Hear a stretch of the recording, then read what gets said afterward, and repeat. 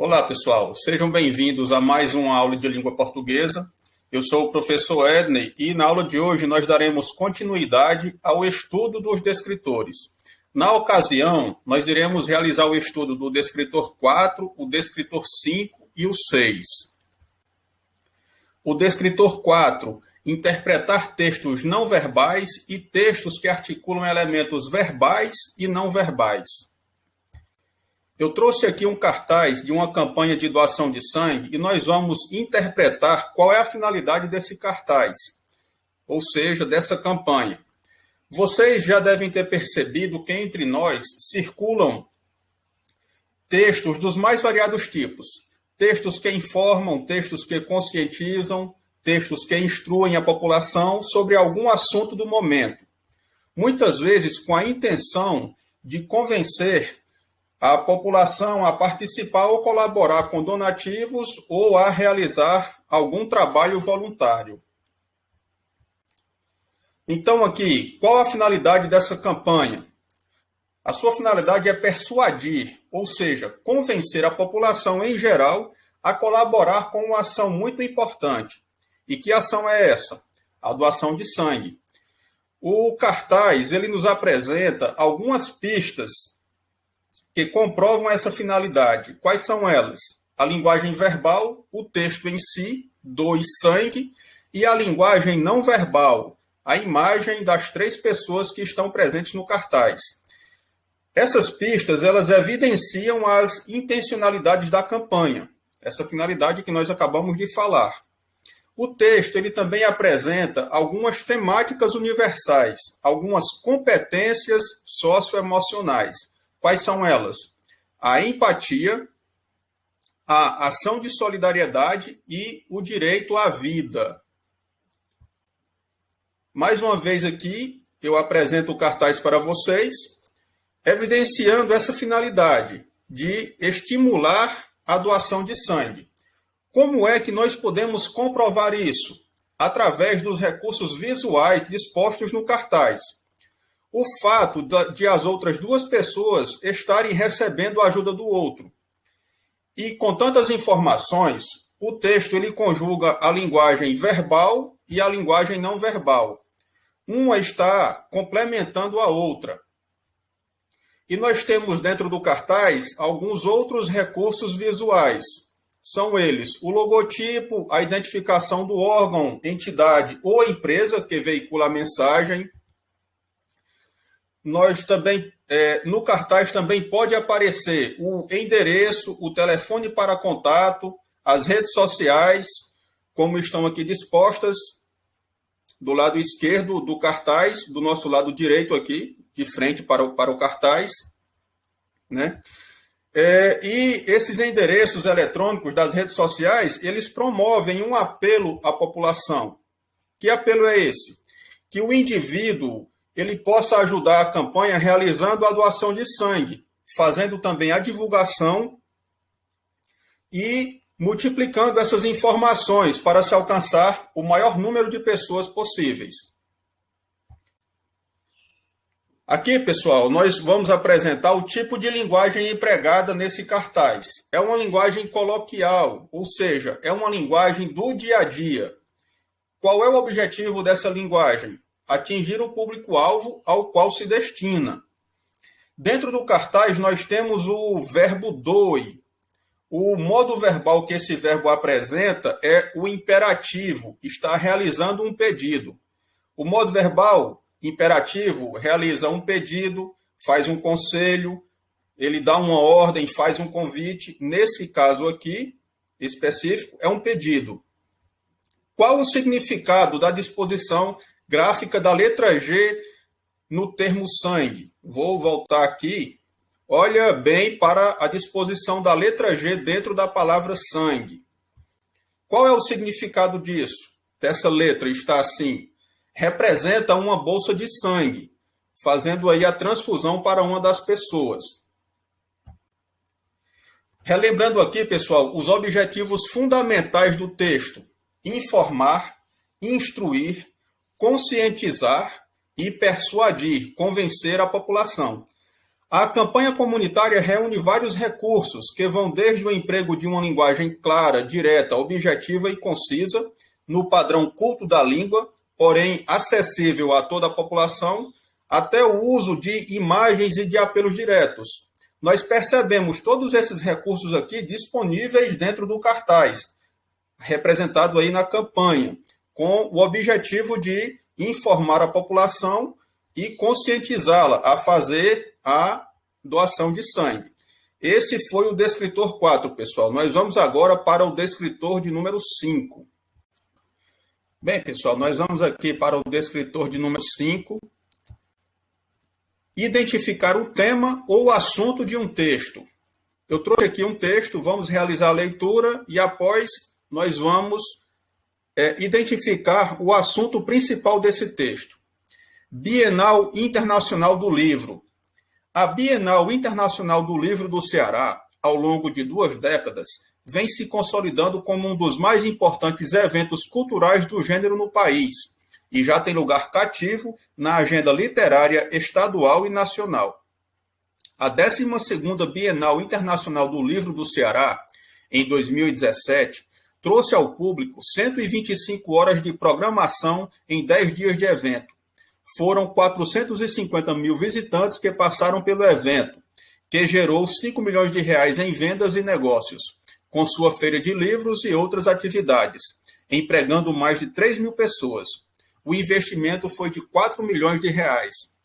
A Bienal oferta ao público atrações de natureza artística e literária, englobando palestras, mesas redondas, conferências, oficinas, contações de histórias, lançamentos de livros e outros eventos literários, além de apresentações com artistas de reconhecimento local, nacional e internacional, combinando uma programação democrática e de acesso gratuito, que atende a um público plural, infantil, juvenil e adulto.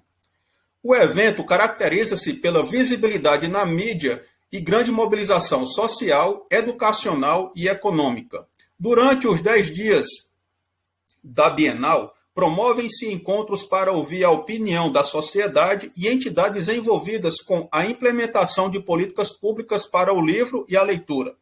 Articula-se o fomento e a democratização do acesso ao livro e à leitura com secretarias da educação estadual e municipais e com escolas particulares e dialoga-se com o mercado representado por editores, livreiros, distribuidores e autores independentes. Então, pessoal, qual é o assunto principal desse texto? A realização da Bienal Internacional do Livro do Ceará, que aconteceu em julho de 2019. No primeiro parágrafo, percebemos que o autor ele buscou realizar uma breve apresentação do evento. Já no segundo parágrafo, ele apresentou dados sobre a Bienal anterior, ocorrida no ano de 2017. Os dados eles são relacionados à quantidade de visitantes, ao investimento e etc. No terceiro parágrafo, o autor ele apresentou os serviços oferecidos pelo evento. E no quarto e último parágrafo, há um desenvolvimento das ideias expostas no parágrafo anterior e também são mostrados mais serviços prestados pelo evento. Pessoal, nós temos aqui que fazer uma diferença entre tema e assunto. Tema é aquilo sobre o qual falamos em nossas interações por meio dos textos. Mas qual é a diferença entre tema e assunto? Assunto é o conjunto de possibilidades de temas que podem ser abordados. Os temas, por sua vez, são apenas uma parte específica do assunto, que você pode chamar também de recorte temático. Veja, eu trouxe aqui um esquema que vai mostrar bem essa situação do que é assunto e do que é tema. Nós temos aqui, aquecimento global é o nosso assunto. E nós temos aqui uma ramificação de 3 temas dentro desse assunto. O tema 1, consequências do aquecimento global. O tema 2, causas do aquecimento global. E o tema 3, como barrar o aquecimento global. O assunto é uma visão mais geral. E os temas, eles são uma parte específica dentro do assunto. ok? Esse foi o descritor 5. Nós vamos agora para o descritor de número 6. Então, pessoal, nós vamos aqui para o nosso último descritor da aula de hoje, que é o descritor 6. Distinguir fato de opinião relativa ao fato. Distinguir é diferenciar uma opinião de um fato. Vocês já pararam para pensar na quantidade de informações e notícias que chegam até nós enquanto estamos navegando na internet? As redes sociais como o Facebook, o Twitter e o Instagram, além de serem ótimos recursos para o entretenimento, têm funcionado como eficientes meios de informação. Por intermédio delas, podemos ficar sabendo em tempo real sobre tudo o que acontece no Brasil e no mundo. Eu trouxe aqui para vocês uma notícia que foi veiculada por um jornal há algum tempo. Após gritos homofóbicos, partida é interrompida e Vasco pode perder pontos no Brasileirão. O duelo entre Vasco e São Paulo, realizado no Rio de Janeiro neste domingo 25, terminado em 2-0 para os mandantes, foi marcado por um caso de homofobia envolvendo os torcedores do Cruz Maltino, o que pode render a perda de 3 pontos ao clube. Aos 19 minutos do segundo tempo, os torcedores do Vasco gritavam "time de veado" para os jogadores do São Paulo. O árbitro Anderson Daronco paralisou o jogo para relatar o caso. Os casos de homofobia passaram a render punições desde a 16ª rodada do Campeonato Brasileiro. Quem praticar ato discriminatório, desdenhoso ou ultrajante relacionado a preconceito em razão de origem étnica, raça, sexo, cor, idade, condição de pessoa idosa ou portadora de deficiência, será enquadrado no artigo 243-G do Código Disciplinar. Bem, pessoal, com o advento da internet e a consequente popularização de aplicativos como o Instagram, muitos jornais aderiram a essa ideia de se manifestarem também pelas redes sociais. Por conta disso, é possível encontrarmos a mesma notícia em diferentes contas na rede. O que foi noticiado? A interrupção de uma partida de futebol pelo árbitro devido a manifestações homofóbicas provenientes de uma das torcidas. E por se tratar de um assunto polêmico, o acontecimento gerou muita discussão. E muitos usuários da rede se manifestaram sobre o que havia acontecido. Eu vou apresentar aqui para vocês alguns comentários sobre esse fato ocorrido. Lembrando, a notícia é o fato que aconteceu e os comentários aqui, eles serão as opiniões acerca desse fato. Então vamos lá. Palmas para este árbitro, tem meu respeito. Nessas horas a gente recupera a esperança nos seres humanos. Melhor acabar logo com os jogos. Não existe mais lugar para homofobia. Finalmente estão atuando contra atos discriminatórios desse tipo. Espero que façam o mesmo com comentários racistas, machistas e outros. Geração mimizenta. Tá ficando chato. Sempre foi zoada a torcida do São Paulo com isso. Tudo tá ficando chatão.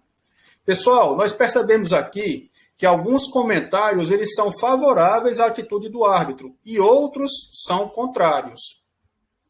Nós temos um fato ocorrido e noticiado pelo jornal e temos os comentários sobre esse fato. Relembrando, o fato, a notícia que foi informada, e a opinião são os comentários aqui que nós acabamos de ler. Um fato ele pode gerar diferentes opiniões. Entretanto, esse fato ele permanece inalterado. Eu tenho aqui, pessoal, as duas definições, uma para fato e uma definição para opinião. Vamos para o fato. Pode ser entendido como algo que é de conhecimento de todos.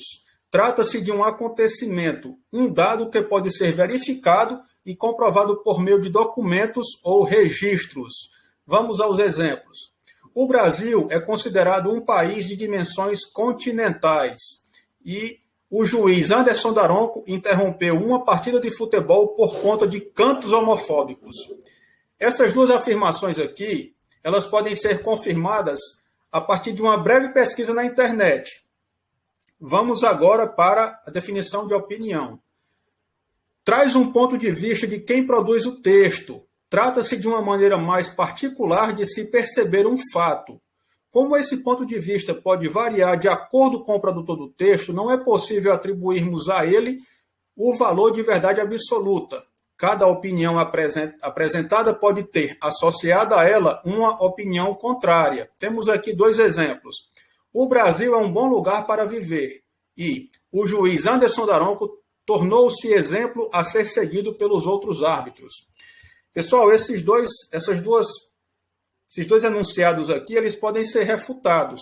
O primeiro, de que o Brasil é um bom lugar para viver, alguém pode discordar disso aqui, por diversos fatores. E o exemplo de número 4 também é uma opinião, uma vez que o árbitro, por ele não ter agradado a todos com a sua atitude, pode não servir de exemplo para um determinado grupo de pessoas.